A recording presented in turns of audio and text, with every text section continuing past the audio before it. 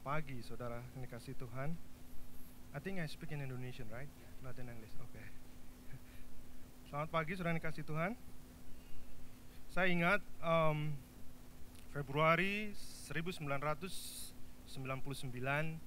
So banyak dari Anda mungkin belum datang di Houston.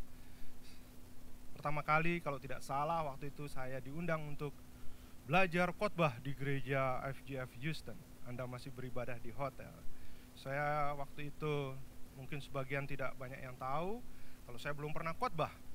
Tapi saat itu saya sedang dalam proses untuk didorong-dorong menjadi gembala FGF, saudara.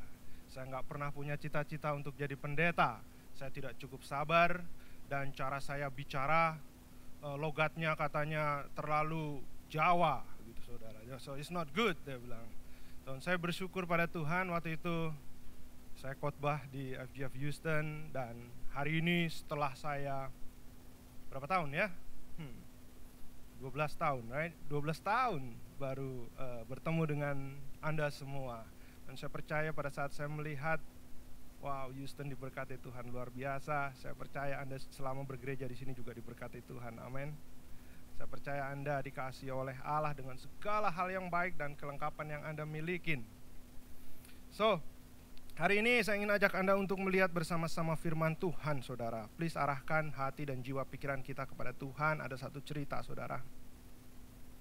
Ini di Indonesia, saudara. Om Simon.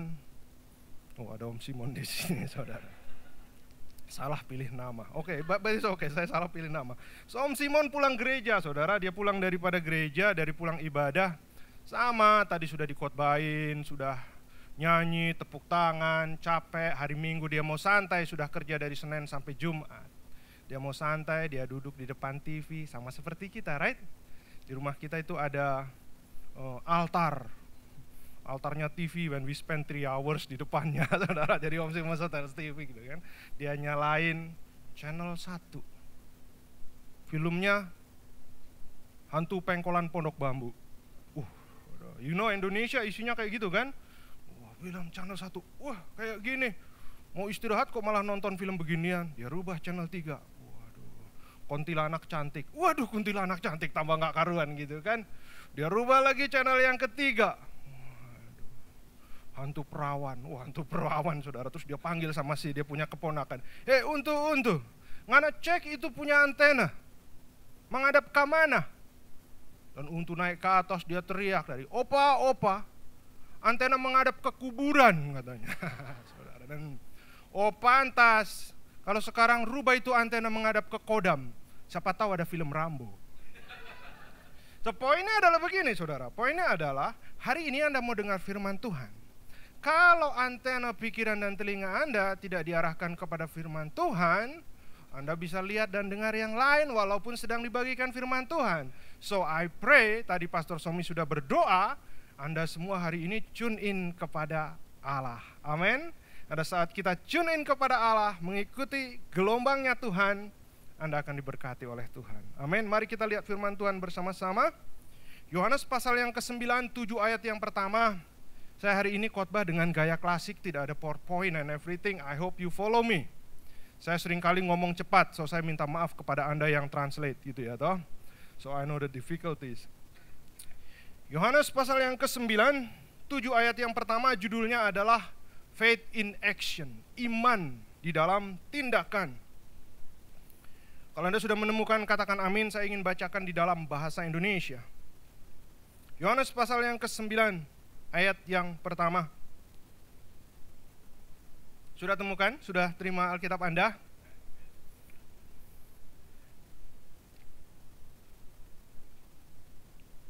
Saya bacakan ya. Ayat yang pertama. Waktu Yesus sedang lewat, ia melihat seorang yang buta sejak lahirnya. Murid-muridnya bertanya kepadanya, Rabi, siapakah yang telah berbuat dosa? Orang ini sendiri atau orang tuanya sehingga ia dilahirkan buta? Jawab Yesus, bukan dia dan bukan juga orang tuanya, tetapi karena pekerjaan-pekerjaan Allah harus dinyatakan di dalam dia. Kita harus mengerjakan pekerjaan Dia yang mengutus aku selama masih siang. Akan datang malam di mana tidak ada seorang pun yang dapat bekerja. Selama aku di dalam dunia, akulah terang dunia. Setelah ia mengatakan semuanya itu, ia meludah ke tanah dan mengaduk ludahnya dengan tanah, lalu mengoleskannya pada mata orang buta tadi dan berkata kepadanya, "Pergilah, basuhlah dirimu dalam kolam Siloam." Siloam artinya yang diutus. Maka pergilah orang itu, ia membasuh dirinya lalu kembali dengan matanya sudah melek. Saudara yang kasih Allah, saya belajar sejak saya melayani Tuhan bertahun-tahun, problem iman seringkali jadi problem utama di dalam kita mengikuti Tuhan. Dengar khotbah tentang iman, baca Alkitab tentang iman, begitu banyak diulang-ulang. Tapi seringkali saya mengamatin orang tidak ngerti.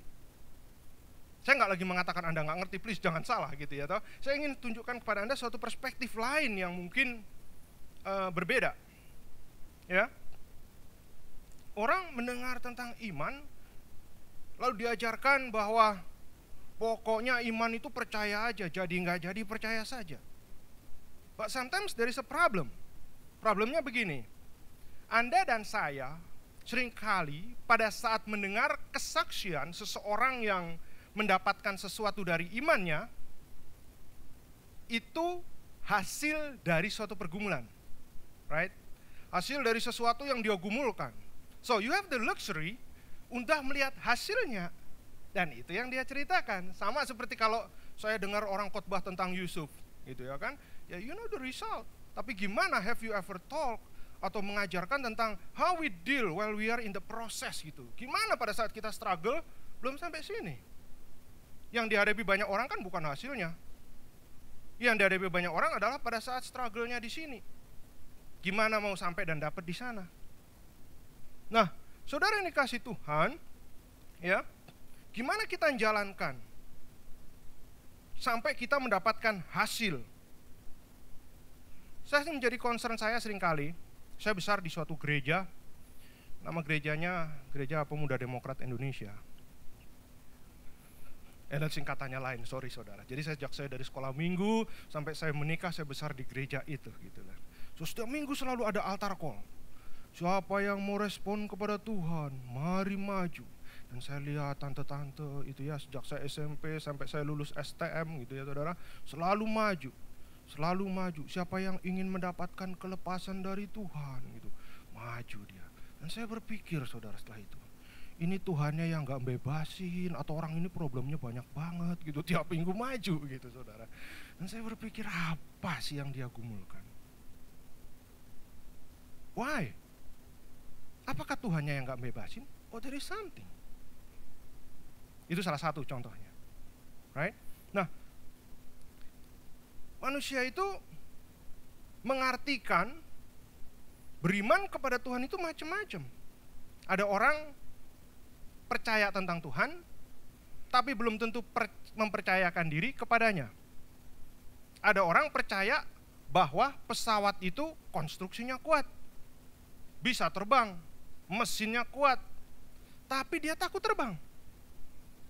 Dia mau ke Columbus yang kalau naik pesawat 3 jam, dia milih naik Greyhound. Karena dia tidak mempercayakan dirinya naik pesawat. Dia takut. So, that's different story, right? Dua hal yang beda. Mempercayakan diri dan percaya tentang something. Percaya tentang firman Tuhan, seperti yang disaksikan oleh banyak orang. Percaya tentang Alkitab, bagaimana Tuhan Yesus bekerja, seperti yang diceritakan oleh banyak orang. Dengan kita mempercayakan diri terhadap Yesus Kristus, that's two different story. Dua hal yang totally berbeda. Nah, hari ini saya ingin ajak Anda untuk melihat bersama-sama tentang bukan percaya tentang Yesus, tapi mempercayakan diri hidup kita kepada Tuhan Yesus Kristus. Gimana caranya pastor di zaman sekarang? Banyak dari kita berpikir kan, aku lihat dulu hasilnya, baru percaya, right? Aku lihat dulu dong hasilnya, tapi Anda tahu, orang modern yang ngomong demikian, seringkali nggak lihat hasilnya udah percaya dulu. Saya kasih contoh. Kalau Anda hobi football atau Anda hobi olahraga, Anda ngamatin kan. Dua tim misalnya tadi malam Texas Tech lawan Oklahoma. Touchdown atau enggak? Yang satu yang sangat membela Texas bilang touchdown karena udah lewatin garis. Yang satu bilang enggak. Yang terjadi yang mana? Belum tahu. Tapi dia percaya duluan. Sama kita kalau main badminton juga kan, out masuk, masuk. Yang satu bilang no, out, masuk. Yang terjadi belum tentu. Baru setelah ada kamera yang mengambil gambar, tak baru kelihatan itu. Oh, itu shuttlecocknya out. But sometimes we trust something dulu. Tanpa sadar. Nah, zaman sekarang ya saya ngamatin orang demen Facebook. Berapa banyak dari Anda punya Facebook? Nggak dosa saudara, jangan salah gitu ya. Jangan salah nggak punya Facebook. Itu orang lucu-lucu saudara punya Facebook gitu. Ya kan? Dan saya ngamatin seringkali, oh gitu ya cara orang beriman. Misalnya dia ulang tahun 4 Juli. Ada temannya kirim Facebook. Happy birthday Mr. Bejo gitu ya. Aku kirimi kamu kue ulang tahun. Ya, ada gambarnya kan biasanya gitu toh. Plong gitu ada gambarnya kue bagus sekali. Lalu Mr. Bejo balesin, thank you buat ucapan ulang tahunnya. Aku sudah nikmatin kuenya loh, enak nyam nyam nyam nyam. I'm thinking about what's in the world gitu kan. Itu iman yang dummy saudara. Dia nggak merasakan kue itu tapi dia percaya, thank you aku nikmatin gitu kan. Dia balas lagi ini, terus dia kirim ini kalau kamu thank you buat kirimannya, aku kirim nih separuh buat kamu juga ikut merayakan dan sukacita. Dia balesin lagi, ya emang enak loh. Udah kan aku mikir gimana sih. Kalau Anda berpikir itu tidak terjadi pada orang modern, please coba thinking, lihat dari firman Tuhan. Ada orang berpikir, mana aku bisa percaya kalau belum lihat dulu. But somehow our action menunjukkan hal yang demikian. Nah, saudara yang dikasih Tuhan, ya, di dalam Yohanes pasal yang 9 ini ada sesuatu hal yang sangat unik. Suatu hal yang sangat unik yang menunjukkan cara Tuhan pada saat menyembuhkan seseorang yang saya baca dalam Alkitab tuh nggak ada caranya, tidak ada cara seperti itu. Hanya kali ini ada cerita ini. Tentu ada maksudnya yang Tuhan sedang ingin katakan kepada umat Kristen di zaman sekarang, saudara yang kasih Allah. Nah, cerita ini menunjukkan suatu tindakan karena seseorang beriman kepada Tuhan Yesus Kristus, saudara. Ya, Tuhan Yesus sedang berjalan dengan murid-muridnya. Murid-muridnya berapa orang, saudara? Benar, 12. Siapa tahu lupa saudara, atau siapa tahu nggak percaya. Anda nih, saya sering kali ketawa orang begitu ditanyain gitu nggak yakin.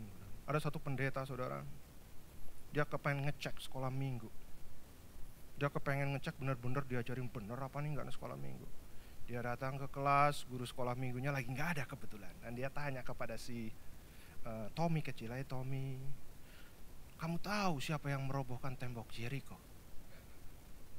Dan Tommy bilang, enggak tahu om. Terus dia tanya ke sebelahnya, Robi kamu tahu siapa yang merobohkan tembok Jericho? Enggak ngerti om. Wah, pendetanya berpikir, aduh diajarin apa anak sekolah minggu. Dan besok dia ada meeting dengan guru-guru, dia tanya kepada guru, kamu gimana ya, itu anak-anak diajarin apa? Saya tanya minggu lalu, siapa yang merobohkan tembok Jericho? Dan mereka semua enggak ada yang tahu. Dan guru-gurunya begini, menundukkan kepala. Kenapa belum diajarin? Diam semua. Dan akhirnya pendeta berpikir, wah kita harus rubah ini kurikulum terhadap gereja supaya bisa belajar. Dia panggil penatua-penatuanya, eldersnya. Kamu harus lebih mengajar kepada guru-guru sekolah minggu itu untuk mengajarkan hal yang benar. Loh emangnya kenapa Pak Pendeta? Saya datang, saya cek. Siapa yang merubuhkan tembok Jericho? Enggak ada yang tahu. Lalu salah satu elder bilang gini, susah-susah amat Pak Pendeta. Kita bikin aja panitia pembangunan tembok kembali. So, siapa yang blow on, saudara? But I pray today, saudara, Anda semua mengikuti firman Tuhan ya. Nah, murid Yesus itu 12 kan? Murid Yesus 12 dan mereka berjalan bersama dengan Yesus Kristus. Lalu mereka melewati siapa? Seorang yang buta sejak lahirnya lagi ngapain? Meminta-minta. Right? Meminta-minta. Dan salah satu murid daripada Tuhan Yesus, saya kalau lihat ya, kalau kita melihat orang yang ngemis atau yang perlu dikasihani, itu biasanya gimana? Ya kasihan lah paling tidak ya, tahu kan, kalau Anda nggak mau memberi ya nggak apa-apa, tapi kasihan paling tidak. Tapi kan nggak mengajukan ini sebagai bahan diskusi teologi kan? Karena salah satu muridnya terus lihat orang buta itu, dia mengajukan suatu bahan diskusi teologi. Tuhan, kan dia bilang gitu, sambil menunjuk kepada yang lagi buta duduk di sana kan. Orang itu buta, karena dikenal dia buta sejak lahirnya, itu merupakan hasil dari dosa dia atau dosa siapa? Orang tuanya. Dengar nggak orang ini? Dia buta tapi nggak tuli, please jangan salah. Dia buta nggak tuli loh saudara. Orang buta itu mestinya dikasihanin. Makanya, tapi ini saya pikir murid-murid gimana ya, udah ikut Yesus bertahun-tahun nggak punya suatu rasa sensitif, right? Nggak punya suatu rasa kasih dan malah ngajuin orang itu malah jadi bahan diskusi. So, jangan heran saudara, kalau Anda di gereja ada orang nggak sensitif, jangan heran saudara. Gereja itu tempat apa? Pembentukan, formation. Seringkali orang datang ke gereja cari pewahyuan, nah repot. Gereja itu tempat pembentukan, bukan sekedar tempat pewahyuan, tapi pembentukan di mana karakter kita dibentuk. Anda yang nggak tahu gift-nya misalnya ya, di gereja nemu gift-nya, ternyata gift gua ngegosip ya, gitu. Jangan mikir yang bagus dulu, jangan salah saudara. Saya ngamatin di gereja tuh lucu, hobi gue ternyata ngegosip, gue tanpa sadar ya. Kenapa lo bisa tahu? Orang-orang di gereja mulai ngomongin, gue di dunia nggak pernah orang ngomongin, gue males lah ke gereja itu. Nah padahal Anda tahu, oh berarti harus memperbaikin diri. Itu tindakan yang benar saudara. Kalau pergi ke gereja lain, gift-nya diketahuin, wah lebih gawat lagi. Yang diperlukan adalah itu. Nah, gereja itu tempat membentukan. Nah, ini bukannya mengasihani, tapi malah dijadikan bahan diskusi teologi. Penghinaan enggak? Ya, kalau Anda jadi singer ya, nyanyi di sini kan. Tuhan Yesus baik, gitu kan, Tuhan Yesus baik. Terus yang di sana bilang, orang nggak sadar apa ya, bulu keteknya belum dicukur. Karena nggak pakai baju lengan panjang, saudara. Sorry kalau saya ngomong kayak gitu. But at the church, sometimes, saudara, saya gembalakan anak-anak muda, jadi suka tanpa sadar saya nguping gitu kan, gereja kayak gitu ya kan. Saya besar di gereja yang semuanya maunya pakai jas wangi gitu ya kan, but somehow as a gereja gitu saudara. Nah, dia dengar dia nggak suka, begituin kan. But poinnya adalah saudara yang kasih Tuhan, mestinya apa? Mestinya sensitif dong, ngomongnya ya jangan gitu, negurnya dengan cara baik lah gitu. Nah, ini dia nggak tuli, dia malah diomongin oleh murid-muridnya Tuhan Yesus saudara. Ya, dia dihina. Sama seperti yang tadi itu, yang lagi Tuhan Yesus baik kan dihina gitu saudara, tanpa sadar gitu kan. Dia dihina sedemikian rupa. Dia udah buta. Dia dihina pertama jadi bahan teologi, diskusi teologi. Terus dia ditambah penghinaannya kalau Anda mau tahu. Dengan cara apa? Dengan cara Tuhan Yesus sewaktu menyembuhkan. Mestinya kalau Anda datang kepada Tuhan, berdoa ke gereja, lalu ada altar call, maju, diapain biasanya maunya? Ada yang tumpang tangan, ada yang mengoleskan minyak, ya toh, dan gitu aja kan. Kalau ada yang datang terus dihina gimana? Misalnya saya kasih contoh tadi, orang yang bolak-balik maju altar call terus dibilangin, lu bolak-balik, lu cari Tuhan sendiri aja lah. Terus ngomongnya pendetanya keras lagi, semoga semua dengar, gimana? Oh amit-amit katanya, gue gak mau ke gereja itu lagi dah. Nah, orang buta ini saudara, Anda perhatikan baik-baik. Pertama dia mendapatkan penghinaan karena yang ini bilang jadi bahan diskusi. Saya besar di gereja yang seperti itu saudara, yang mengatakan kalau saya sakit katanya, bukannya didoain dan disembuhin, ditanyain, lu dosa apa? Nah, kan repot saudara. Lu dosa apa sama Tuhan? Saya bilang, gue gak dosa apa-apa, aku sakit. Benar saudara, if you notice the Christianity sometimes punya paham yang demikian kan. Apa-apa langsung ditanya, lu dosa apa? Lu dosa apa gitu. Atau, wah ini pasti pekerjaan iblis. Tengking. Saya dalam hati mikir, lu tengking sampai kapan juga? Yang problemnya nggak disentuh, problemnya bukan di sana, problemnya dalam diri orang itu. Dia mungkin nobody cares, perhatian, dan cuman digituin, nggak jadi. Nah, saudara yang dikasih Allah, saya pernah ketemu di satu pendeta yang gerejanya kami gunakan untuk ibadah. Saya lihat dia jalan pincang-pincang gitu ya, karena kakinya habis main basket gitu. Saya tanya, kenapa? Sakit. But the thing that my heart, hatinya sakit, kenapa? Karena eldernya bilang, pastor, dosa apa sampai kakinya begitu? Nah, saudara dikasih Tuhan, it's not about that. Dan itu yang diajukan oleh murid-murid pada saat dia melihat orang ini. Dosa apa yang dialami, yang dilakukan dia, atau yang dilakukan oleh orang tuanya. Nah, saya tanya pada Anda, mestinya Yesus simpati atau kasihan atau gimana pada orang itu? Kalau Yesus menambah penghinaan, menurut Anda Yesus punya sensitifan atau enggak? Kalau Yesus udah denger, ya toh, orang itu kan denger kan? Jadi bahan diskusi, diolok-olok, dibilang, loh saudara kalau diomongin pernah berdosa itu rasanya gimana ya? Anda pernah didatengin gitu orang, lu dosa lu. Gimana rasanya? Nggak enak kan? Apalagi dibilang, makanya lu susah dapat kerjaan, lu dosa atau bapakmu yang berdosa. Gimana perasaan kita? Oh, tough. Jujur aja, kalau dia ngomong gitu sama saya, tak gembesi mobilnya. Itu yang terjadi, saudara.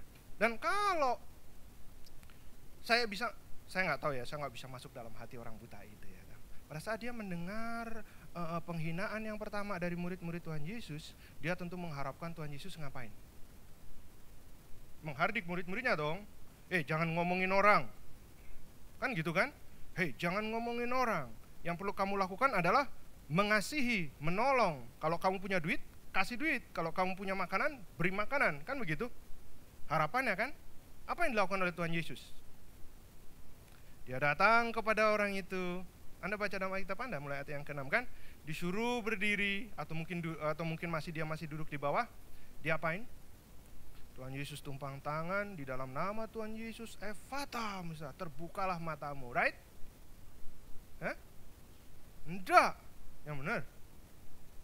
Apa yang dilakukan oleh Tuhan Yesus? Tuhan Yesus ke sebelah gitu ya. Maaf saudara, Tuhan Yesus meludah ceprot-ceprot gitu saudara. Lalu itu tanah diaduk-aduk, ya kan, dijadikan adonan. Lalu diapain? Ditempelkan jadi masker. Kalau untuk menutupi mata itu kira-kira butuh lumpur yang dikit atau banyak? Pernah nyoba nutupin muka pakai mata atau pakai wanita, saya tahu lah gitu ya kan. Itu timun ditempelin di sini. Saya suka heran, ngapain sih timun ditempelin di sini? Emang membuat matamu jadi hijau apa gitu? Loh, iklan spa kan zaman sekarang juga kan, timun ditempelin di sini plek gitu kan. Kalau saya ngomongin istri saya ntar dilaporin lagi, enggak usah lah. Enggak usah. But ada yang pakai lulur digini-giniin, right? Dan itu enggak sedikit.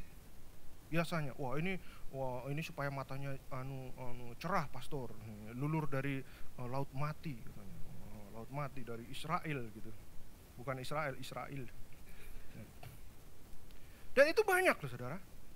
Untuk bisa menutupi mata banyak. Right? Anda setuju dengan saya bahwa untuk menutupi mata lumpurnya perlu banyak. Kalau lumpurnya banyak berarti ludahnya banyak dikit.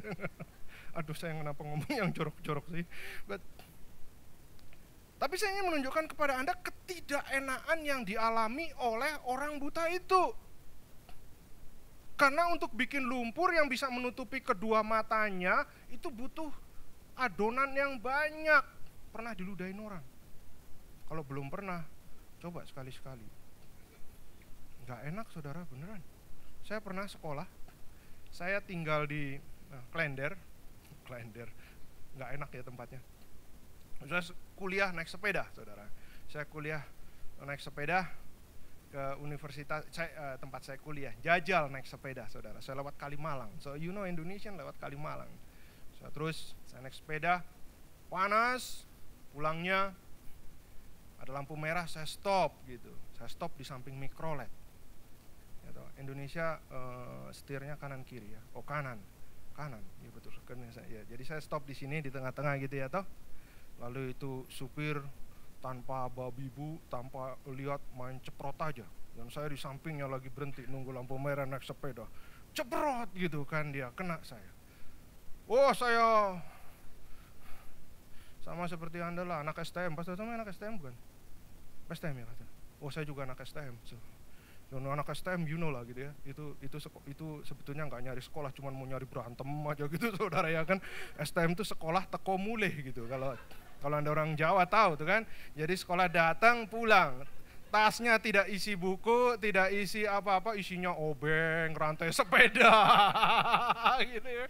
Jadi isinya tuh emang mau nyari goro-goro aja. Cuman kalau sendirian nggak berani saudara. Kalau sendirian nggak berani, tapi sama grupnya berani. Dan itu yang saya alamin, sendirian hari itu. Diceprot gitu. Wow, udah naik saya. Dia ada keneknya. Ada keneknya, you ngerti, sorry, orang Batak. Itu kan biasa yang jadi supir itu kan orang di sono kan. Apa kau lihat-lihat?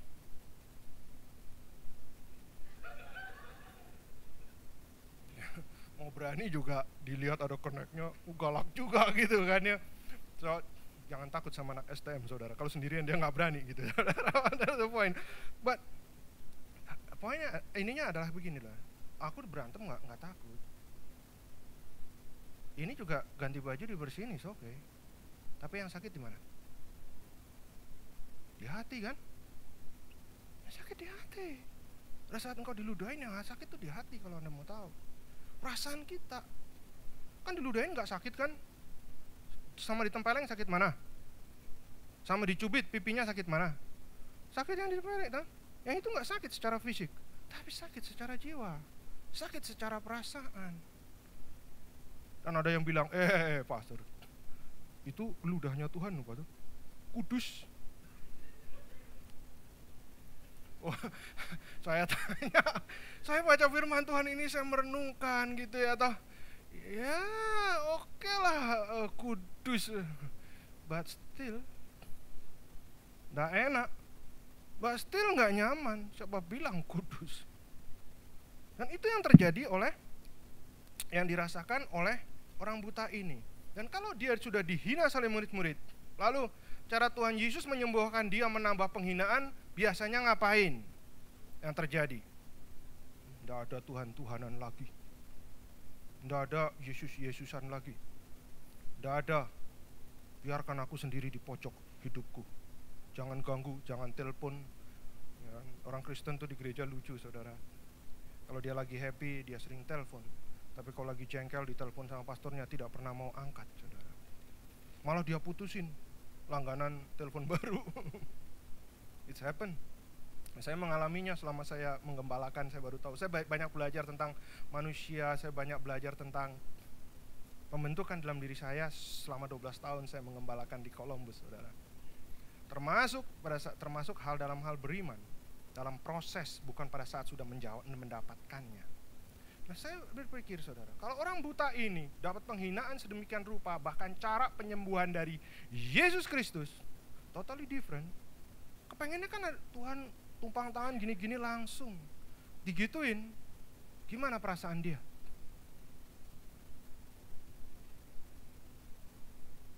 Kalau Anda merasa, pastor saya ingin melayanin, apa? Saya nggak bisa nyanyi pastor. Sering salaman saya seperti tangannya Rambo pastor, nggak halus gitu, nggak bisa salaman halus. Kan katanya asernya FGF tuh hal-hal salamannya seperti pramugari SQ, katanya gitu saudara. Tapi saya punya teman saudara, saya punya jemaat, dia datang ke LA, datang ke gerejanya Pastor Dani. Terus dia, laporan pertama yang diberikan kepada saya, Pak Yo, saya baru tahu, ternyata di seluruh FGF yang saya datengin, asernya mirip Rambo semua. Oh ya? Nah, orang itu datang pada pastor, terus kamu nggak bisa aser, nggak bisa ini, main musik bisa, nggak bisa main musik, terus kamu mau ngapain? Saya di kitchen ministry saja pastor, saya bisa bikin rendang loh pastor, enak rendangnya. Lalu oke, kita tugasin minggu ketiga bulan ini ya, kamu bikin rendang. Begitu dia minggu ketiga datang, bukan seperti rendang, bukan seperti semur, bukan seperti serundeng, seperti sandal jepit. Misalnya rasanya seperti begitu.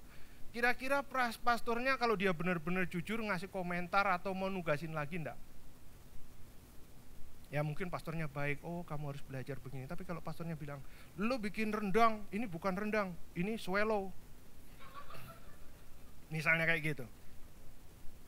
Well, orang itu biasanya normally kita, Anda bisa tempatkan dalam bentuk ministry yang lain kan. Orang itu akan berpikir, wah nggak lagi-lagi lah gue nawarin diri untuk melayani.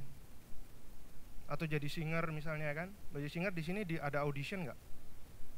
Nggak ada audition ya. Sama seperti di Columbus, saudara. Nggak ada audition, pokoknya yang mau nyanyi, nyanyilah. Kalau nggak bisa nada ya nanti kita beliin alat yang itu kan, helikon itu bisa di switch pitch-nya supaya ngepas. Gereja, we try to encourage people kan, pembentukan. Bayangin kalau dia nyanyi, dites, do, do, do, do, do, do. Lalu pastornya bilang, udahlah jangan nyanyilah. Nanti kalaupun kamu jadi singer, dia bilang sama soundman-nya, itu di mute aja itu. Di mute aja tuh singer nomor 3.